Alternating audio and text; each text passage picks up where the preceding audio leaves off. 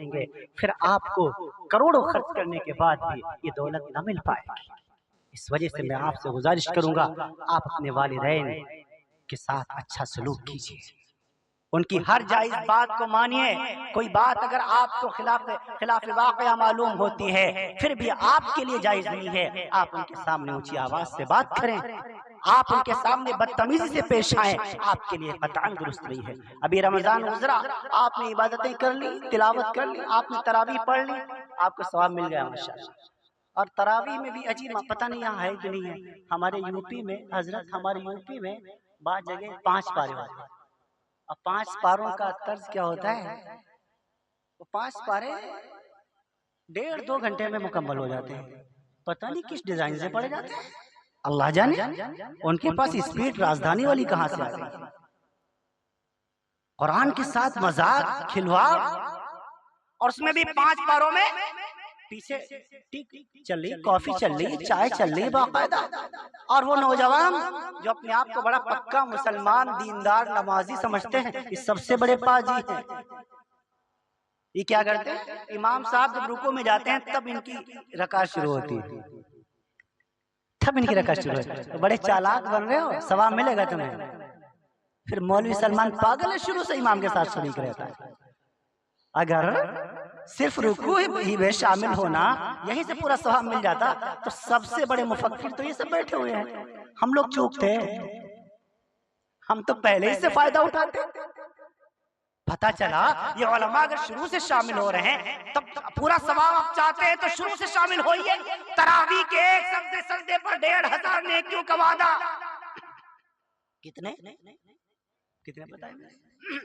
1500 نیکیاں ایک سجدے پر۔ اور ایک دن میں تراویح کتنی ہے؟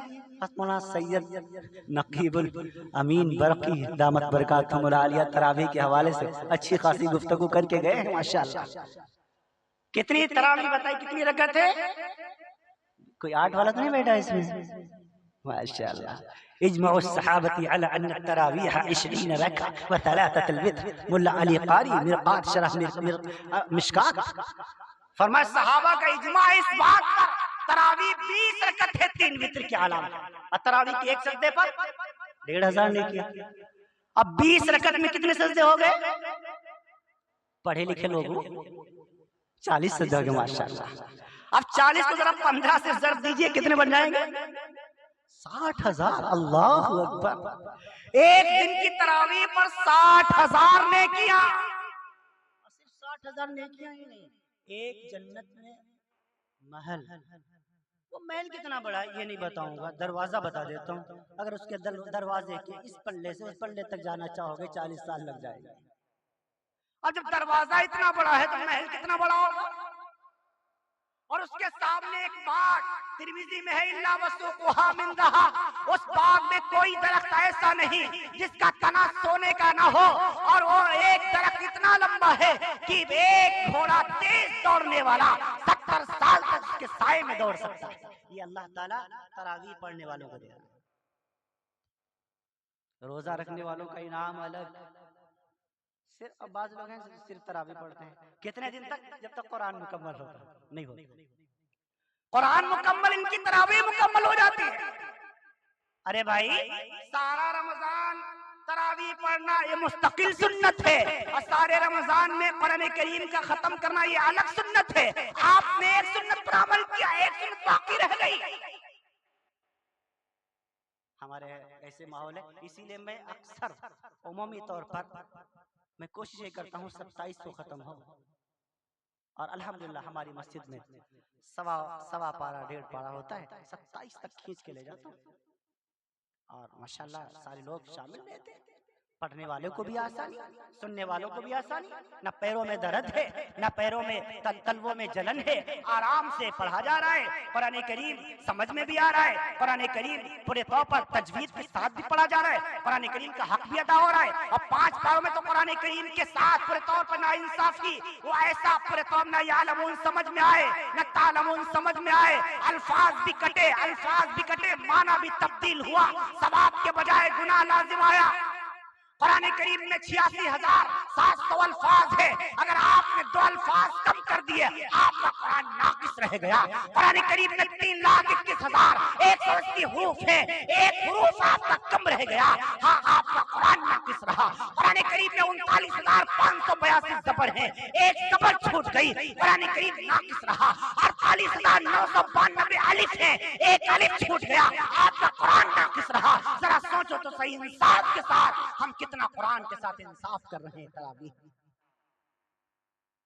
ہاں اچھا پڑھیں. ایک حافظ صاحب تھے, پوچھا گیا حافظ جی, ایک صاحب آئے, حافظ جی آپ 1 گھنٹے میں کتنا سنا دیں گے؟ کہا 1 گھنٹے میں 1 گھنٹے میں 1 پارہ سنا دوں گا. کہا ماشاءاللہ. دوسرے صاحب آئے, انہیں حافظ صاحب سے پوچھا, حافظ جی آپ ہاں 1 گھنٹے میں کتنا سنا دیں گے؟ پہلے والے صاحب سے کیا کہا تھا, 1 گھنٹے میں کتنا سنا دوں گا؟ 1 پارہ. دوسرے آئے, حافظ جی 1 گھنٹے میں کتنا سنا دو گے؟ حافظ صاحب نے کہا 1 گھنٹے میں 2 پارے سنا دوں گا. تیسرے صاحب آئے, ابھی 2 بیٹھے ہوئے ہیں. تیسرے صاحب آئے, حافظ صاحب 1 گھنٹے میں کتنا سنا دیں گے؟ 1 گھنٹے میں 3 پارے سنا دوں گا. اب جو پہلے 2 بیٹھے تھے وہ بھڑک گئے. آپ نے مجھ سے کہا, پہلے والے نے کہا مجھ سے کہا 1 پارہ سناؤں گا, دوسرے والے سے کہا 2 سنا دوں گا, تیسرے والے سے کہا 3 سنا دوں گا. کہا فرق تو سمجھو, جو ہم نے کہا تھا 1 گھنٹے میں 1 پارہ سناؤں گا, تو اس کا معاملہ یہ ہے وہ میں بھی سمجھوں گا اور آپ بھی سمجھیں گے. اور جو میں نے کہا تھا 1 گھنٹے میں 2 پارے سناؤں گا, اس میں تو سمجھوں گا لیکن آپ نہیں سمجھیں گے. اور جو کہا تھا 1 گھنٹے میں 3 سناؤں گا, وہ نہ میں سمجھوں گا نہ آپ سمجھیں گے. سمجھ رہے ہیں آپ؟ تو کم پڑھو, کم سنو, اچھا سنو, اللہ کو اچھا لگے. قرآن کریم میں اللہ رب العالمین نے یہی حکم دیا ہے قرآن کریم کے پڑھنے کے بارے میں. اوزد علیہ ورتل القرآن ترتیلا انا سنلقی علیک قولا ثقیلا ان ناشئۃ اللیل ہی اشد وطئا واقوم قیلا ان لک فی النہار سبحا طویلا. اللہ اکبر. ہاں بہت لمبی لمبی قرات کرنے کا حکم نہیں ہے. قم اللیل الا قلیلا, کھڑے ہوئیے راتوں کو مگر تھوڑا کم. قرآن کو ہاں ترتیل سے پڑھیے, تجوید سے پڑھیے, اچھا پڑھیے. تو ابھی رمضان ماشاءاللہ گزرا, ہم سب چوڑے بننے کے تو جنت ہو گئی ہماری. اب تو ہم نے روزے رکھ لیے ماشاءاللہ, اب تو ہم کو اتنا ثواب مل گیا, 60,000 نیکیاں تراویح میں مل گئی, روزوں کا ثواب الگ مل گیا, افطار کے وقت کا ثواب الگ مل گیا, سحری کے وقت کی برکتیں الگ مل گئی. اب تو ہم جنتی ہو گئے. ہم یہ سوچ رہے ہیں, خبردار اپنی ان عبادتوں پر گھمنڈ ہرگز مت کیجئے گا. اللہ ہی جانتا ہے یہ ہماری عبادتیں رب العالمین کی بارگاہ میں قبول ہوئی ہیں یا نہیں. اسی لیے ہمیں اور آپ کو اللہ رب العالمین سے ڈرتے رہنا چاہیے اور ان عبادتوں کی قبولیت کی امید اللہ تعالیٰ سے رکھنی چاہیے. اپنے عبادتوں پر گھمنڈ نہیں کرنا چاہیے. اللہ کو تکبر کسی چیز کا پسند نہیں ہے, نہ علم کا تکبر, نہ حسن کا تکبر, نہ دولت کا تکبر. ان اللہ لا يحب من كان مختالا فخورا ان اللہ لا يحب من كان خوانا اثیما. اللہ تعالیٰ کو تکبر کسی چیز کا پسند نہیں. اور یہ اللہ ہی جانتا ہے کہ اللہ تعالیٰ میدان محشر میں ہمارے ساتھ کیا کرے گا. بنو اسرائیل کا ایک واقعہ بخاری شریف میں موجود ہے. بنو اسرائیل میں ایک عابد تھا, عابد اللہ کی عبادت کرنے والا. اس نے اللہ سے ایک عجیب دعا مانگی. اس نے دعا مانگی, اے اللہ مجھے ایسی جگہ آپ پہنچا دیجئے جہاں صرف میں ہوں اور آپ ہوں, یعنی کوئی دوسرا نہ ہو, تیسرا نہ ہو. میں عبادت کروں, آپ جانیں اور میں جانوں, کوئی تیسرا نہ دیکھ سکے. اب اللہ کے لیے کون سی چیز مشکل ہے. رب العالمین نے, پیارے آقا فرماتے ہیں, ہوا کو حکم دیا اور ہوا نے اس کو سمندر کے بیچوں بیچ ایک ٹاپو پر جا کر کے چھوڑ دیا, پہنچا دیا. اب سمندر کا پانی تو کھارا ہوتا ہے, پارادیپ آپ گئے ہوں گے, دیکھا ہوگا, ہاں پینے کے قابل نہیں ہوتا. تو اللہ تعالیٰ نے اپنی قدرت کاملہ سے اس ٹاپو کے اوپر ایک میٹھے پانی کا چشمہ جاری فرما دیا. کوئی کھانے کی چیز ٹاپو پر کہاں ہوتی ہے؟ اللہ تعالیٰ نے ایک میٹھے انار کا درخت پیدا فرما دیا.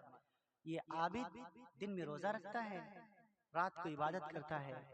1 سال گزرا, 2 سال گزرا, 3 سال, 50 سال, 100 سال, 200 سال, 300 سال, 400 سال, 500 سال گزر گئے. بخاری میں ہے 500 سال کے بعد اس عابد کی موت کا وقت قریب آیا. اب دیکھو 500 سال تک یہ روزہ رکھتا رہا, 500 سال تک یہ عبادت کرتا رہا.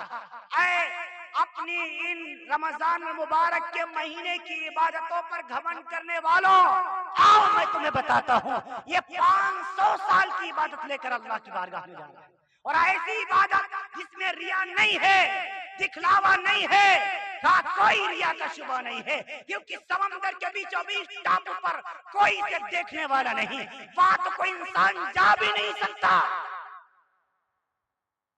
پیارے آقا فرماتے ہیں اس کی موت کا وقت قریب آیا اور اس کی موت آ گئی، میدان محشر میں قیامت والے دن اس کو اللہ کی بارگاہ میں پیش کیا جائے گا۔ کس کو؟ اس عابد بندے کو۔ اللہ تعالیٰ فرشتوں سے فرمائیں گے، اے میرے فرشتوں، اس عابد کو، میرے اس عبادت گزار بندے کو میری رحمت کی وجہ سے جنت عطا فرما دیجیے۔ میرے جملے سمجھ میں آ رہے ہیں؟ اسپیڈ ہم نے بہت کم کر دی ہے جان بوجھ کر کے، تاکہ آپ کو الفاظ سمجھ میں آئیں۔ میں بیان نہیں کر رہا ہوں، وعظ کر رہا ہوں۔ کیا فرمایا؟ میرے اس بندے کو میری رحمت کی وجہ سے جنت میں داخل کر دیجئے۔ تو عبادت، یہ عابد کھڑا ہو جائے گا، یہ بندہ کہے گا اللہ رحمت کی وجہ سے نہیں، میری عبادت کی وجہ سے جنت چاہیے۔ جو میں نے آپ کی 500 سال عبادت کی ہے، جو میں نے 500 سال روزے رکھے ہیں، نمازیں پڑھی ہیں، آپ کی عبادت کی ہے، اس عبادت کی وجہ سے جنت چاہیے۔ رب العالمین فرمائے گا اے میرے بندے، جنت تو میری رحمت کی وجہ سے ہی ملے گی، عبادت کی وجہ سے نہیں۔ فرمایا نہیں اللہ، مجھے تو عبادت کی وجہ سے چاہیے۔ دو قول ہیں، قاری صدیق کے احمد صاحب باندوی رحمت اللہ علیہ نے اور حکیم الاسلام قاری محمد طیب صاحب رحمت اللہ علیہ نے اپنے خطبات میں فرمایا، اللہ تعالیٰ اس عابد کو میدان محشر میں پیاس لگائے گا۔ یہ قول ہے حکیم الاسلام قاری محمد طیب صاحب رحمت اللہ علیہ کا۔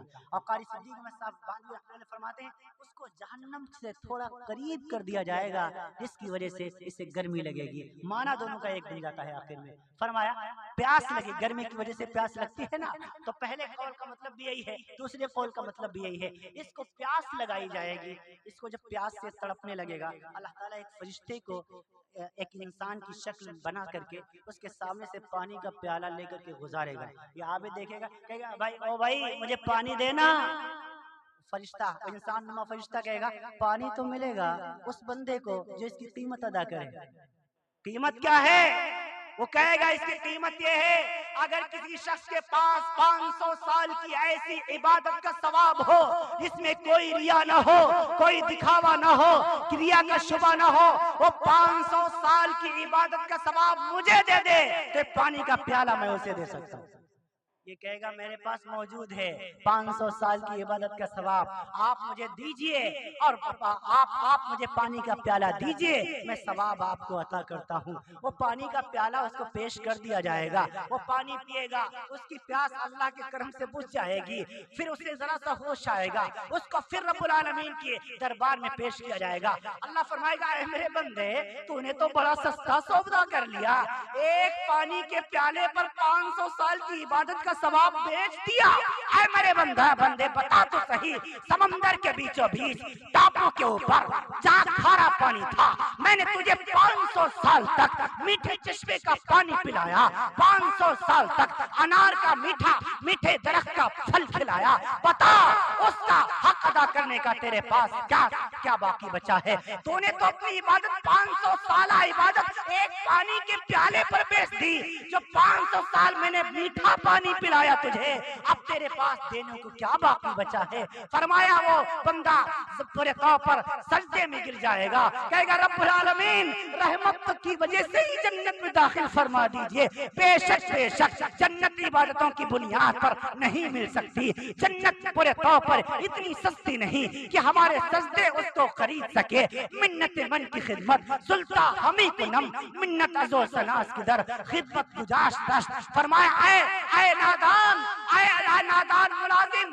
اگر بادشاہ نے تجھے اپنا ملازم بنا رکھا ہے تو عقل مت، چوڑا مت ہو، بلکہ بادشاہ کا شکریہ ادا کر کہ اس نے تجھے اپنا ملازم بنا رکھا ہے۔ اے بندے مومن، اگر رب العالمین تجھے سجدوں کی توفیق دے رہا ہے، نمازوں کی توفیق دے رہا ہے، رمضان میں روزوں کی توفیق دی، تجھے سجدوں کی توفیق دی، تراویح کی توفیق دی، تو گھمنڈ نہ کر، تکبر نہ کر بلکہ اللہ کا شکر ادا کر۔ رب العالمین نے تیرے اس ماتھے کو، پیشانی کو اپنے در کے قابل سمجھ کر کے جھکنے کی توفیق عطا فرما دی، ورنہ کتنے پیشانیاں ایسی ہیں جو سجدوں سے محروم کر دی گئی، کتنے بندے ایسے ہیں جو رمضان کے روزوں سے بھی محروم کر دیے گئے، کتنے بندے ایسے ہیں جو تراویح سے محروم کر دیے گئے، کتنے بندے ایسے ہیں جو روزوں سے محروم کر دیے گئے، کتنے بندے ایسے ہیں جو صدقات خیرات سے محروم کر دیے گئے۔ اے عزیزو، اے مسلمانوں، اگر رب العالمین تمہیں ذرا سی بھی عبادت کی توفیق خواہ کسی شکل میں ہو عطا فرما رہا ہے، اس پر رب العالمین کا شکر ادا کرو، گھمنڈ نہ کرو۔ اگر آپ کا 10 روپیہ، 100 روپیہ، 1000 روپیہ آپ کا مدرسے میں لگ گیا، مسجد میں لگ گیا، علماء کی خدمت میں لگ گیا، تو اس پر گھمنڈ مت کیجئے، اپنے آپ کو حاتم طائی کا باپ مت سمجھیے، بلکہ رب العالمین کا شکر ادا کیجئے کہ رب العالمین نے آپ کے پیسے کو اپنی بارگاہ میں قبول فرما لیا ہے۔ ہاں چاہتا تو یہی پیسہ آپ کا ہاسپٹل پر خرچ ہو جاتا، آپ کا بیماریوں میں لگ جاتا، آپ کا کسی اور چیز پر لگ جاتا، لیکن آپ کا دین کی راہ میں قبول ہو گیا، اس پر اللہ سے ثواب کی امید رکھیے، رب العالمین کا شکر ادا کیجئے۔ لئن شکرتم لازیدنکم، رب العالمین کا فرمان یہ ہے جب میری نعمتوں پر بندہ شکر ادا کرتا ہے، ہاں میں اس کی نعمتوں پر اضافہ کرتا ہوں۔ وَلَئِن کَفَرْتُمْ، یہاں پر کفر کے 2 معنی ہیں، ایک معنی انکار کرنا، ایک معنی شکریہ ادا نہ کرنا، ایک معنی انکار کرنا، ایک معنی شکریہ ادا نہ کرنا، دونوں معنی امام راضی نے تفسیر کبیر میں لکھے ہیں۔ کیا مطلب؟ اگر اللہ کی طرف سے کوئی نعمتیں عطا کی گئی، یہ علماء کی آمد اللہ کی نعمت ہے، حفاظ کا جمع ہو جانا اللہ کی نعمت ہے، دین کی باتوں کا سامنے آ جانا یہ اللہ کی نعمت ہے، علماء کا اکٹھا ہونا، یہ عوام کا اکٹھا ہونا یہ اللہ کی نعمت ہے، ان پر شکر واجب ہے، ان پر شکر واجب ہے۔ اگر تم شکر کرتے رہو گے اللہ ہر سال تمہارے لیے راستے کھولتا رہے گا، ہر سال جلسہ ہوتا رہے گا، علماء آتے رہیں گے، نبی کا تذکرہ ہوتا رہے گا، اللہ کی بڑائی بیان ہوتی رہے گی، رسول اللہ کی سنتوں کا تذکرہ ہوتا رہے گا۔ وَلَئِن كَفَرْتُمْ، اور اگر آپ نے شکر ادا نہ کیا اللہ کا، ان مہمانان اکرام کا، ان علماء کی عزت نہیں کی، وَلَئِن كَفَرْتُمْ إِنَّ عَذَابِي لَشَدِيدٌ، تو رب العالمین آپ کو اس نعمت سے محروم کر کے ایسوں کو نعمت عطا فرما دے گا جو اس کی قدر کرے۔ تو اللہ کی کوئی بھی نعمت ہو ہم کو شکر ادا کرنا چاہیے۔ اب ذرا اپنے اوپر ذرا نظر دوڑائیے، کتنی نعمتیں ہیں اللہ کی، کسی کو نہیں دیکھیے، سب کو چھوڑ دیجئے، صرف اپنے آپ کو دیکھیے۔ یہ انگلیاں نظر آ رہی ہیں، یہ اللہ کی نعمت ہے، ان انگلیوں کے اندر یہ بیرنگیں جو لگی ہوئی ہیں یہ بھی اللہ کی نعمت ہے۔ اگر یہ ایسے ہوتی ہم کھانا کھا پاتے، لقمہ منہ کے اندر لے جا پاتے، یہ تو چمچ بن جاتا۔ دیکھو تو صحیح اللہ کی کتنی بڑی نعمت ہے۔ پھر ان انگلیوں کے اوپر بہترین ناخن، اللہ اکبر، پھر ایک یہاں پر یہ بیرنگ فٹ کی اللہ تعالیٰ نے۔ اگر یہ بیرنگ نہ ہوتی بندے کا ہاتھ یوں رہتا لکڑی کی طریقے سے، اپنا جار بندی باندھ پاتا۔ یہ بھی نعمت ہے۔ آنکھیں اللہ کی نعمت ہے۔ دائیں آنکھ میں 13 کروڑ بلب، کتنے؟ اللہ اکبر، کہاں لکھا؟ حکیم ابو علی سیرہ نے، علامہ زکریا رازی نے، جابر بن حیات نے، یہ بڑے بڑے سائنٹسٹ گزرے ہیں، ان کی تحقیقات کے مطابق دائیں آنکھ میں 13 کروڑ بلب، بائیں آنکھ میں 13 کروڑ بلب، 26 کروڑ بلب ہماری آنکھوں کے اندر۔ پھر رب العالمین نے 2 کان بنائے ہیں، ہاں اس کان کے اندر 2 لاکھ ٹیلی فون، اس کان کے اندر 2 لاکھ ٹیلی فون، اس 4 لاکھ ٹیلی فون پورے توپری آنکھوں کے اندر۔ پھر ادھر آپ اندر کی تو مشینری دیکھیے، ذرا سا دیکھیے، 18واں سپارہ ہے، سورہ مومنون ہے، آیت نمبر 12 ہے، لقد خلقنا الانسان من سلالۃ من طین۔ آلوسی کی روح الوانی کیا بہترین تفسیر کی ہے، فرمایا اے میرے بندے تو ذرا اپنے وجود پر غور کر، اپنے آپ کو دیکھ تو صحیح، تیرے رب نے تجھے کیسا بنایا ہے۔ اکرنا تکبر نہ کر، فخر نہ کر، بڑا مت بن، چودھری مت بن۔ هل اتى على الانسان حين من الدهر لم يكن شيئا مذكورا. ذرا اپنے وجود پر غور تو کر, تجھے رب نے کیسے بنایا ہے. ذرا دیکھ تو صحیح, تیرا دل کتنا خوبصورت بنایا, تیرے پھیپھڑے کتنے خوبصورت بنائے, تیرے گردے کتنے خوبصورت بنائے. دائیں گردے میں 10 لاکھ سوراخ, بائیں گردے میں 10 لاکھ سوراخ. دماغ بنایا 7 گرام وزن, 7.5 گرام وزنی دماغ انسان کے اندر. اس دماغ کے اندر پورے طور پر 10 لاکھ سوراخ. ہر سوراخ کے اوپر ایک چھوٹا سا باریک بال جو سگنل کا کام کرتا ہے. ایک سوراخ بند ہو جائے بندے کا دماغ خراب ہو جاتا ہے. کان کا ایک ٹیلی فون بند ہو جائے بندے کو سنائی دینا بند کر دیتا ہے.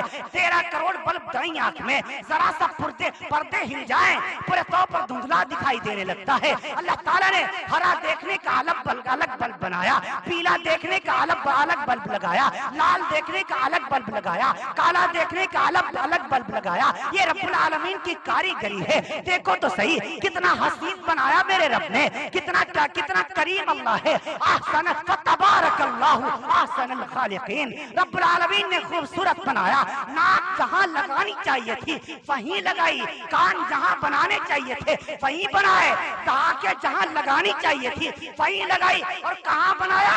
ماں کے پیٹ میں. 3 اندھیروں میں ماں کے پیٹ کا اندھیرا, رحم مادر کا اندھیرا, اس کے اوپر ایک جھلی ہوتی ہے اس کا اندھیرا. 3 اندھیروں میں اللہ تعالیٰ آنکھیں بنا رہا ہے. 3 اندھیروں میں اللہ تعالیٰ دل بنا رہا ہے, نازک سے پھیپھڑے بنا رہا ہے, گردے بنا رہا ہے, گردوں میں 10 لاکھ سوراخ بنا رہا ہے, 10 لاکھ سوراخ بنا رہا ہے. ہاں ان 10 لاکھ سوراخوں سے ہم پانی پیتے ہیں. یہ پانی پورے طور پر چھنتا ہوا سارے کی ساری پورے طور پر پورے طور پر نسوں کے اندر جاتا ہے, اور خون چھن کر کے سارے وجود کو طاقت بخشتا ہے. اور جو صحیح نہیں ہوتا پیشاب کے راستے سے باہر نکل جاتا ہے. لوگوں, یہ اللہ رب العالمین کی کتنی نعمتیں ہیں. اپنے صرف وجود پر غور کرو. دانت کس نے بنائے, آنکھ کس نے بنائی, زبان کس نے بنائی, زبان میں بولنے کی طاقت کس نے رکھی, آنکھ کس نے بنائی, آنکھ میں دیکھنے کی طاقت کس نے رکھی, کان کس نے بنائے, کانوں میں سننے کی طاقت کس نے رکھی, دماغ کس نے بنایا, دماغ میں سوچنے کی صلاحیت کس نے رکھی, پیر کس نے بنائے, پیروں میں چلنے کی طاقت کس نے رکھی, ہاتھ کس نے بنائے, ہاتھوں میں پکڑنے کی صلاحیت کس نے رکھی. ہاں کون ہے سب کرنے والے, کون ہے سب کرنے والا؟ کہو اللہ. ہاتھ اللہ نے بنایا, پیر اللہ نے بنایا, زبان اللہ نے بنائی, دل دماغ اللہ نے بنایا, بال اللہ نے بنائے, کھال اللہ نے بنائی. ساری کی سارے وجود کو وجود رب العالمین نے بخشا. اب آپ بتائیے تو صحیح, جب ساری کائنات کو بنانے والا اللہ, زمین بھی اللہ نے بنائی, آسمان بھی اللہ نے بنایا, ستارے بھی اللہ نے بنائے, سیارے بھی اللہ نے بنائے, درخت بھی اللہ نے بنائے. درخت بھی اللہ, آیات الحیوان میں ہے تقریباً 3.25 لاکھ قسم کے درخت رب العالمین نے ساری کائنات میں بنا رکھے ہیں. حیات الحیوان میں علامہ دمیری نے لکھا رب العالمین نے پورے طور پر دنیا میں تقریباً 7.5 ارب انسانوں کو پیدا فرمایا. علامہ دمیری نے حیات الحیوان میں لکھا رب العالمین نے سمندر کے اندر پورے طور پر 4400 قسم کی مچھلیاں پیدا فرما دی. 4400 قسم کی مچھلیاں پیدا فرما دی. اور پورے طور پر الحیوان امام عادق نے الحیوان کے اندر لکھا کہ رب العالمین نے کیڑے مکوڑے جو پورے طور پر جو اڑا کرتے ہیں 10,000 قسمیں ان کی پیدا فرما دی. آپ اندازہ لگائیے رب العالمین کتنی زبردست طاقت والا ہے. اس اللہ کے سامنے جھکیے, اس اللہ کے سامنے عاجزی کے ساتھ سجدہ کیجئے, اس کو اپنا رب مانیے. ساری کائنات کو وجود بخشنے والا اللہ ہے. اگر اللہ ساری کائنات کو بنا سکتا ہے تو مٹا بھی سکتا ہے. جو لا کہا وہ لا ہوا, وہ لا بھی اس میں لا ہوا, جز لا ہوا کل لا ہوا, پھر کیا اللہ ہوا, پھر کیا ہوا اللہ ہوا. اے لوگوں, اس اللہ رب العالمین کی بڑائی ہے. ہاں میں کہاں تھا؟ نمازوں کی توفیق دے رہا ہے.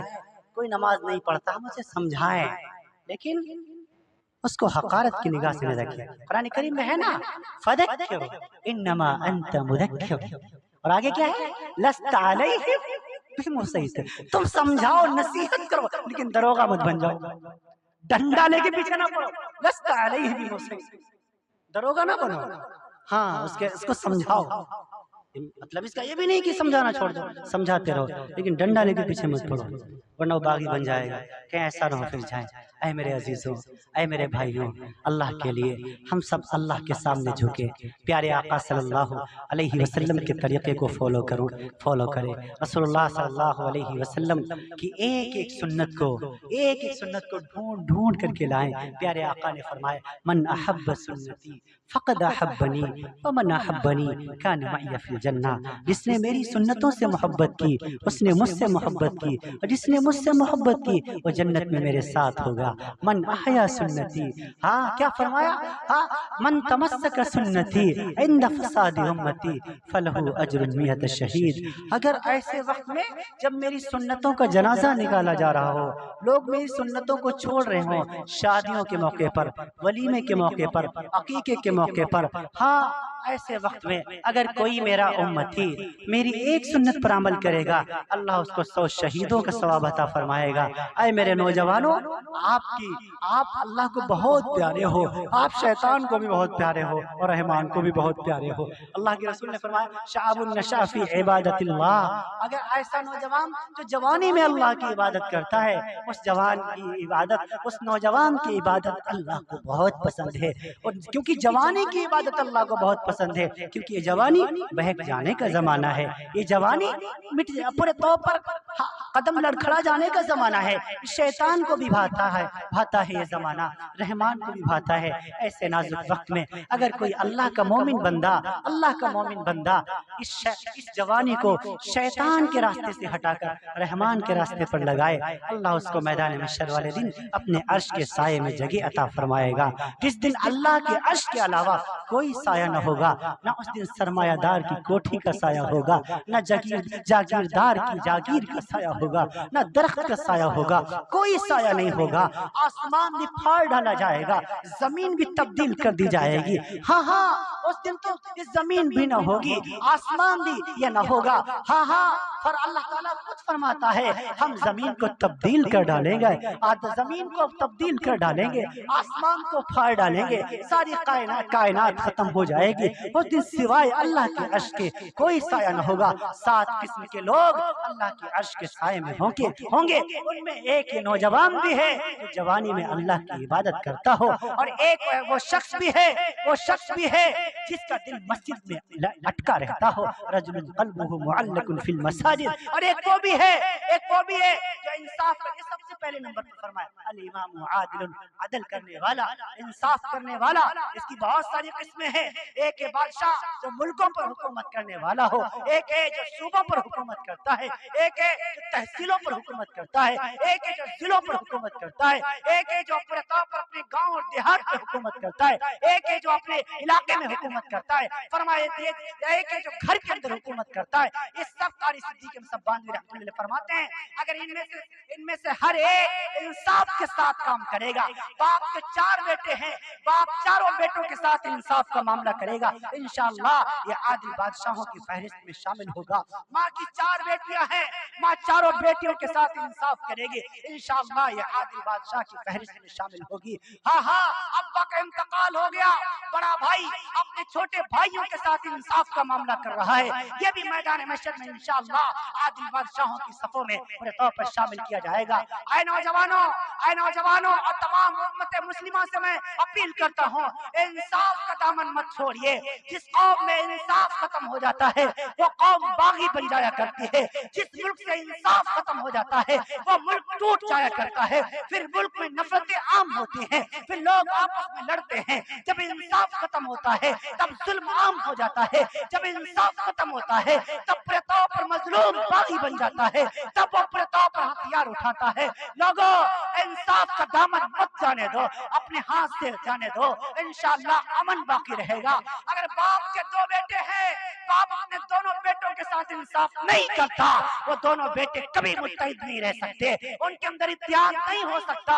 اسی لیے ضروری ہے انصاف کا ہونا، ایک سبھی سماج کے لیے، سندر سوسائٹی کے لیے، بہترین ملک کے لیے، صاف ستھرے معاشرے کے لیے انصاف کا ہونا بہت ضروری ہے، انصاف کا ہونا بہت ضروری ہے۔ इंसाफ का दामन मत छोड़िए, इंसाफ का दामन मत छोड़िए।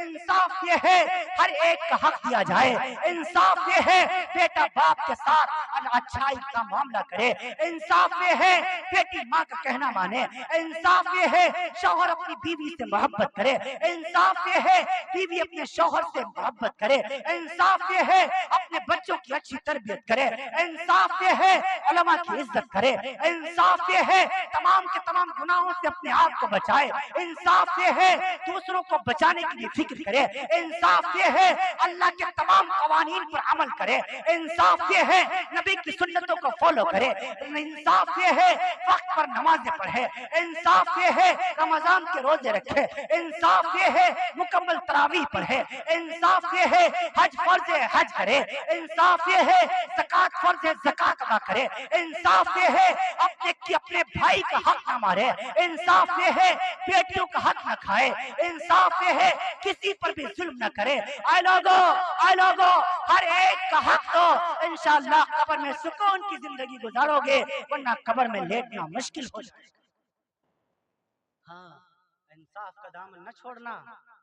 अल्लाह ताला ने कुरान करीम में हर जुमे को खुतबा आप सुनते हैं माशाअल्लाह, जुमे के खुतबे में इमाम साहब आखिर में कुरान करीम की एक आयत पढ़ते हैं, इन्नल्लाह यामुरुकुम बिल अदल। हाँ, अल्लाह ताला तुम्हें हुक्म देता है अदल का, इंसाफ का। पहले नंबर आपने कभी इसका माना नहीं समझा, उलमा से पूछे ही नहीं, आखिर में हर एक इमाम यही क्यों पढ़ता है, इसका माना क्या है, तर्जमा क्या बनता है। हाय हाय हाय, काश मुसलमानों को थोड़ी समझ होती, काश तुम उलमा के करीब बैठते, सारे मसले हल हो जाते। ये इल्म के पहाड़ हैं, इनके करीब बैठा करो, थोड़ा सा वक्त निकाल कर मरकजुल उलूम जाया करो, मुफ्ती साहब के कदमों में बैठा करो। ऐसी शख्सियतें बार बार नहीं आया करती। हाँ, अल्लाह ताला का शुक्र अदा कीजिए, आपके इलाके में ऐसे जिबाल इल्म मौजूद हैं, इनकी कदर कीजिए, अल्लाह का शुक्र अदा कीजिए कि आप इनकी जियारत कर रहे हैं। ज़हीफ़े के आलम में हज़रत मुफ्ती साहब यहाँ बैठे, दिल करता है मैं हजरत से कह दूं आप आराम फरमाएं, लेकिन मैं चाहता हूँ आपकी बरकतें थोड़ी देर तक और हमें मिलती रहे, इसीलिए मैं नहीं कहता। बहुत जल्दी आपसे मैं रुखसत होने वाला हूँ मेरे अजीजों, अब बस आपसे मैं रुखसत ही होने वाला हूँ। आखिर में बस चंद जुमले कह के अपनी बात खत्म करूंगा इंशाअल्लाह। आप एक वादा करें कि हम हर एक के साथ इंशाअल्लाह इंसाफ करेंगे, अपनी बहनों का हक देंगे इंशाअल्लाह, अपनी बहनों के साथ अच्छा मामला रखेंगे। बहनों का बहुत हक मारा जा रहा है, ये बहनों का दुख है, और अवामी तौर पर मैं अपने जलसों में बयान किया करता हूँ। ये एक दुखियारी बहन का पैगाम है जो मेरे जलसे का आखिरी पैगाम हुआ करता है। यूँ तो बहुत सारी बहनों का फोन आया करता है, एक बहन का फोन गया मेरे पास सुबह आंध्रा से, उसने फोन किया, फोन करके कहने लगी, हजरत जी मैं आपको अपना भाई कह सकती हूँ। मैंने कहा जी बहना कह सकती है, कहो क्या हुआ। कहने लगे हजरत जी मैं 4 भाइयों की इकलौती बहन हूँ, अब्बा को इंतकाल किए हुए 3 महीने हो गए, भाइयों ने मुझसे रिश्ता तोड़ लिया है। अब मैं फोन करती हूँ तो भाई फोन नहीं उठाते, क्यों, मैं गरीब हूँ। भैया सोचते हैं बहन कुछ मांगने लगेगी, आप कह दीजिए मेरे भाइयों से बहना को कुछ नहीं चाहिए, बाप की जमीन में दुकान में मकान में हिस्सा नहीं, का प्यार मांगती है। 3 महीने 4 महीने हो गए,